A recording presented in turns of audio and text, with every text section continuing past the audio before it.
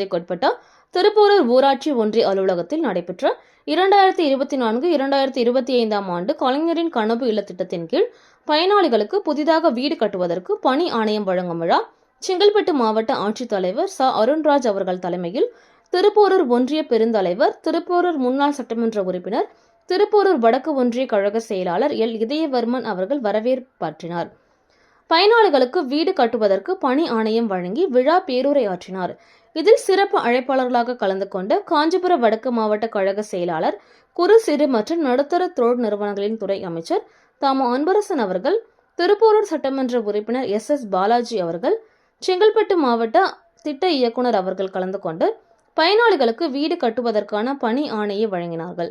உடன் தலைமை செயற்குழு உறுப்பினர், பெற்றோர் ஆசிரியர் கழக தலைவர் அன்பு செழியன், திருப்போரூர் தெற்கு ஒன்றிய கழக செயலாளர், வேளாண்மை ஆத்ம குழு தலைவர் சேகர், திருப்போரூர் பேரூராட்சி மன்ற தலைவர், பேரூர் கழக செயலாளர் தேவராஜ், வட்டார வளர்ச்சி அலுவலர்கள், அரசு அதிகாரிகள், மாவட்ட குழு உறுப்பினர்கள், ஒன்றிய குழு உறுப்பினர்கள், ஊராட்சி மன்ற தலைவர்கள், ஊராட்சி மன்ற துணைத் தலைவர்கள், வார்டு உறுப்பினர்கள், கழக நிர்வாகிகள் மற்றும் பயனாளிகள் கலந்து கொண்டு சிறப்பித்தனர்.